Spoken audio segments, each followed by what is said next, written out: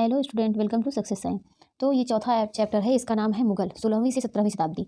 Start करते हैं हम लोग कि मध्यकाल में किसी भी शासक के लिए भारतीय उपमहाद्वीप जैसे बड़े क्षेत्र पर जहां लोगों एवं संस्कृतियों में इतनी अधिक विविधताएं हो, शासन कर पाना अत्यंत ही कठिन कार्य था। अपने पूर्ववर्तियों के विपरीत मुगलों ने एक साम्राज्य की स्थापना की और वह कार्य पूरा किया जो अब तक केवल छोटी अवधियों के लिए ही संभव जान पड़ता था। 16वीं सदी के उत्तरार्ध से इन्होंने दिल्ली और आगरा से अपने राज्य का विस्तार शुरू किया और 17वीं शताब्दी में लगभग संपूर्ण महाद्वीप पर अधिकार कर लिया। उन्होंने प्रशासन के ढांचे तथा शासन संबंधी जो विचार लागू किए गए वे इनके राज्य के पतन के बाद भी टिके रहे। यह एक ऐसी राजनीतिक धरोहर थी जिसके प्रभाव से उपमहाद्वीप में उनके पश्चात आने वाले शासक अपने को अछूता न रख सके। आज भारत में के प्रधानमंत्री स्वतंत्रता दिवस पर मुगल शासकों के निवास स्थान दिल्ली के लाल किले की प्राचीन से राष्ट्र को संबोधित करते हैं।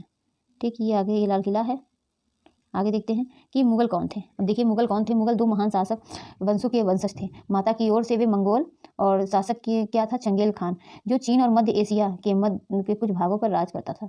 ठीक, वे उत्तराधिकारी थे। पिता की ओर से वे क्या करते थे, पिता की ओर से वे ईरान, इराक तथा वर्तमान तुर्की के शासक तैमूर के वंशज थे। परंतु मुगल अपने को मुगल या मंगोल कहलवाना पसंद नहीं करते थे। ऐसा इसलिए था क्योंकि चंगेज खान से जुड़ी स्मृतियां सैकड़ों व्यक्तियों के नरसंहार से संबंधित थी। यही स्मृतियां मुगलों के प्रतियोगियों उज्बेगों से संबंधित थी। दूसरी तरफ मुगल तैमूर के वंशज होने पर गर्व का अनुभव करते थे, ज़्यादा इसलिए क्योंकि उनके इस महान पूर्वज ने 1398 में दिल्ली पर कब्जा कर लिया था। कब कब्जा किया था? 1398 में। उन्होंने अपनी वंशावली का प्रदर्शन चित्र बनवा क्या है, प्रत्येक मुगल शासक ने तैमूर के साथ अपना चित्र बनवाया था।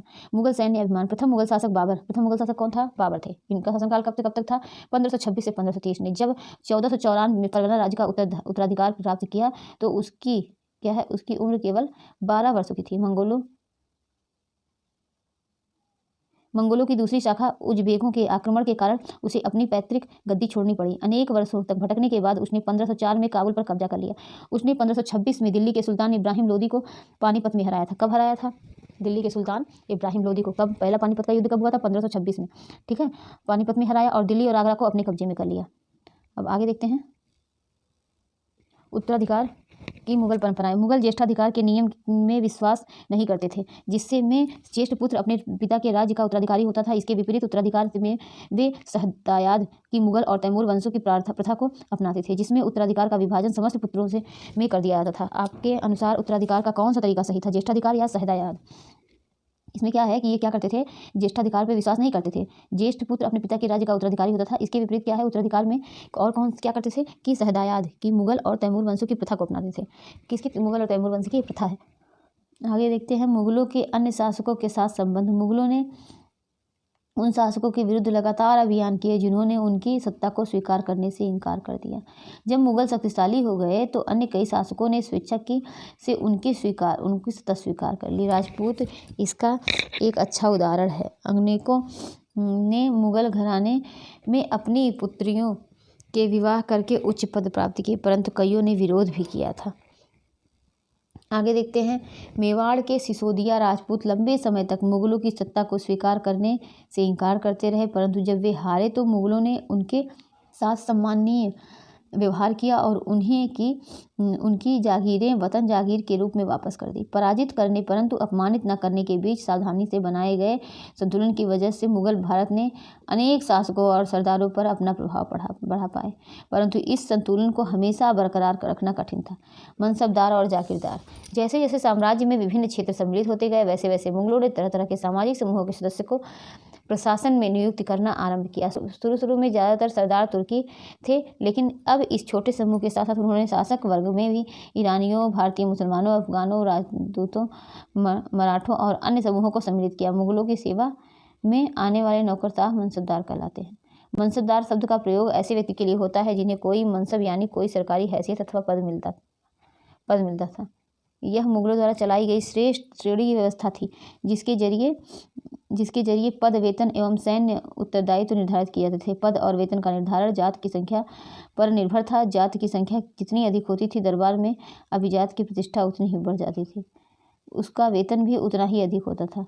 आगे देखें कि जो सैन्य उत्तरदायित्व मनसबदारों को सौंपे जाते थे, उन्हीं के अनुसार उन्हें घुड़सवार रखने पड़ते थे। मनसबदार अपने सवारों को निरीक्षण के लिए लाते थे। वे अपने सैनिकों के घोड़े को दौड़ाते थे और सैनिकों का पंजीकरण करवाते थे। इन कार्यवाहों कार्यवाहियों के बाद उन्हें सैनिकों को वेतन देने के लिए धन मिलता था। मनसबदार अपना वेतन राजस्व एकत्रित करने वाली भूमि के रूप में पाते थे, जिन्हें जागीर कहते थे। तो जो क्या करते थे कि वे अपना वेतन जो राजस्व एकत्रित करने वाली भूमि के रूप में पाते थे, ठीक, जिन्हें क्या कहा जाता था, जागीर, जो तकरीबन इक्ताओं के समान थी, परंतु मनसबदार मुक्तियों से भिन्न और जागीरों पर नहीं रहते थे और न ही उन पर शासन करते थे। उनके पास अपनी जागीरों से केवल राजस्व एकत्रित करने का अधिकार था। यह राजस्व उनके नौकर उनके लिए एकत्रित करते थे, जबकि वे स्वयं देश के किसी अन्य भाग में सेवारत रहते थे। अकबर के शासनकाल में इन जागीरों का सावधानीपूर्वक आकलन किया और जाता था, ताकि इनका राजस्व मनसबदार के वेतन के तकरीबन बराबर रहे। औरंगजेब के शासनकाल तक पहुँचते स्थिति बदल गई। अब प्राप्त राजस्व मनसबदार के वेतन भी से बहुत कम था, तकरीबन बराबर रहे, बदल गई, अब बहुत कम था। मनसबदारों की संख्या में भी अत्यधिक वृद्धि हुई, जिसके कारण उन्हें जागीर मिलने से पहले लंबा इंतजार करना पड़ा। इन सभी कारणों से जागीरों की संख्या कम हो गई। फलस्वरूप कई जागीरदार जागीर रहने पर यह कोशिश करते थे कि वे जितना राजस्व वसूल सकें कर लें, ठीक है। अपने शासनकाल के अंतिम वर्षों में औरंगजेब इन परिवर्तनों पर नियंत्रण नहीं रख पाया। इस कारण किसानों को अत्यधिक मुसीबतों का सामना करना पड़ा। जब्त और जमींदार, इसको देखते हैं। मुगलों की आमदनी का प्रमुख संसाधन किसानों की उपज से मिलने वाला राजस्व था। अधिकतर स्थानों पर किसान ग्रामीण कुलीनों यानी कि मुखिया या स्थानीय सरदारों के माध्यम से राजस्व देते थे। समस्त मध्यस्थों के लिए, चाहे वे स्थानीय ग्राम के मुखिया हों या फिर शक्तिशाली सरदार हो, मुगल एक ही शब्द जमींदार का प्रयोग करते थे। अकबर के राजस्व मंत्री तोड़रमल ने 10 साल की कालावधि के लिए कृषि की पैदावार, कृषि भूमि का सावधानीपूर्वक सर्वेक्षण किया। इन आंकड़ों के आधार पर प्रत्येक फसल पर नकद के रूप में कर, जिसे राजस्व बोलते हैं, निश्चित कर दिया गया। प्रत्येक सूबे को राजस्व मंडलों में बांटा गया। आगे देखते हैं कि निश्चित कर दिया गया, प्रत्येक सूबे को राजस्व मंडलों में बांटा गया और प्रत्येक हर फसल की राजस्व दर की अलग सूची बनाई गई। और राजस्व प्राप्त करने की इस व्यवस्था को क्या कहते हैं, जब्त बोलते हैं, ठीक। यह व्यवस्था उन स्थानों पर प्रचलित थी जहाँ पर मुगल प्रशासनिक अधिकारी भूमि का निरीक्षण कर सकते थे और सावधानीपूर्वक उनका हिसाब रख सकते थे। ऐसा निरीक्षण गुजरात और बंगाल जैसे प्रांतों में संभव नहीं हो पाया। कुछ क्षेत्रों में जमींदार इतने शक्तिशाली थे कि मुगल प्रशासकों द्वारा शोषण किए जाने की स्थिति में वे विद्रोह कर सकते थे। कभी कभी एक ही जाति के जमींदार और किसान मुगल सत्ता के खिलाफ मिलकर विद्रोह कर देते थे। 17वीं शताब्दी के आखिर से ऐसे किसान विद्रोहों के मुगल साम्राज्य के स्थायित्व को चुनौती दी।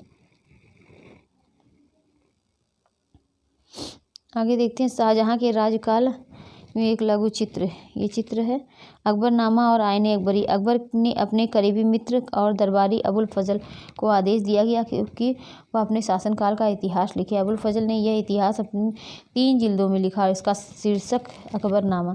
पहली जिल्द में अकबर के पूर्वजों का बयान, दूसरी में अकबर के शासनकाल की घटनाओं का विवरण, तीसरी जिल्द आईने अकबरी है। इसमें अकबर के प्रशासन, घराने, सेना, राजस्व और साम्राज्य के भूगोल का ब्यौरा मिलता है।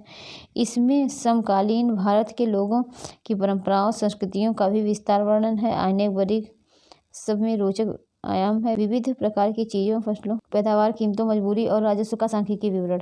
आगे देखते हैं कि जहांगीर के दरबार पर नूरजहां का प्रभाव। मेहरुन्निसा ने 1611 में जहांगीर से विवाह किया। किसने किया था जहांगीर से विवाह? मेहरुन्निसा ने 1611 में, और उसे नूरजहां का खिताब मिला। नूरजहां हमेशा जहांगीर के प्रति अत्यधिक वफादार रही और समय समय पर वह सहयोग देती रही। आगे देखते हैं कि नूरजहां के सम्मान में जहांगीर ने चांदी के सिक्के जारी किए। किसने? जहांगीर ने, ठीक। तो नूरजहां का विवाह किससे हुआ था? जहांगीर से हुआ था, और जिनमें एक और स्वयं के खिताब उत्कीर्ण थे और दूसरी ओर यह वाक्य रानी बेगम नूरजहां के नाम से गढ़ा हुआ। बाईं ओर दिया गया दस्तावेज नूरजहां द्वारा जारी किया गया आदेश की चौकोर मोहर बताती है। ये इंपॉर्टेंट नहीं है, आगे देखते हैं।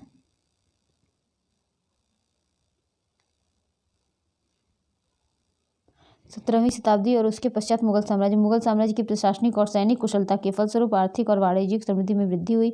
विदेशी यात्राओं ने इसे वैसा धनी देश बताया जैसा कि किस्से कहानियों में वर्णित होता रहा। जैसे कि किस्से कहानियों में वर्णित होता रहा, परंतु यही यात्री इसी प्रचुरता के साथ मिलने वाली दरिद्रता को देखकर विस्मित रह गए। सामाजिक असमानताएं साफ दिखाई पड़ती थी। शाहजहां के शासनकाल के 20वें वर्ष में दस्तावेजों से हमें पता चलता है कि ऐसे मनसबदार जिसको उच्चतम पद प्राप्त था, कुल 8000 में से 445 ही थे। कुल मनसबदारों की एक छोटी संख्या 5.6% को ही साम्राज्य के अनुमानित राजस्व का 61.5% स्वयं उनके सवारों के वेतन के रूप में दिया था। ठीक है। मुगल सम्राट और उनके मनसबदार अपनी आय का बहुत बड़ा भाग वेतन और वस्तुओं पर लगा देते थे। इस खर्चे से शिल्पकारों और किसानों का लाभ होता था। ठीक, आगे देखते हैं कि चूंकि वे वस्तुओं और फसल की पूर्ति करते थे, परंतु राजस्व का भार इतना था कि प्राथमिक उत्पादक किसान और शिल्पकारों के पास निवेश के लिए बहुत कम धन बचता था। इनमें से जो बहुत गरीब थे, मुश्किल से पेट भर पाते थे, वे उत्पादन शक्ति को बढ़ाने के लिए अतिरिक्त संसाधनों व औजारों में अन्य वस्तुओं सब इम्पोर्टेंट नहीं है। मुगलों के कुलीन वर्ग, आगे देते हैं, मुगलों के कुलीन वर्गों के हाथों में बहुत धन और संसाधन थे, जिनके कारण 17वीं शताब्दी के अंतिम वर्षों में अत्यधिक शक्तिशाली हो गए। जैसे जैसे मुगल सम्राट की सत्ता पतन की ओर बढ़ती गई, वैसे वैसे विभिन्न क्षेत्रों में सम्राट के सेवक स्वयं ही सत्ता के शक्तिशाली केंद्र बनने लगे। इनमें से कुछ नए वंश स्थापित किए गए और हैदराबाद और अवध जैसे प्रांतों में अपना नियंत्रण जमाया। यद्यपि वे दिल्ली के मुगल सम्राट को स्वामी के रूप में मान्यता दे रहे थे। ठीक है, चैप्टर भी समाप्त होता है। ठीक है,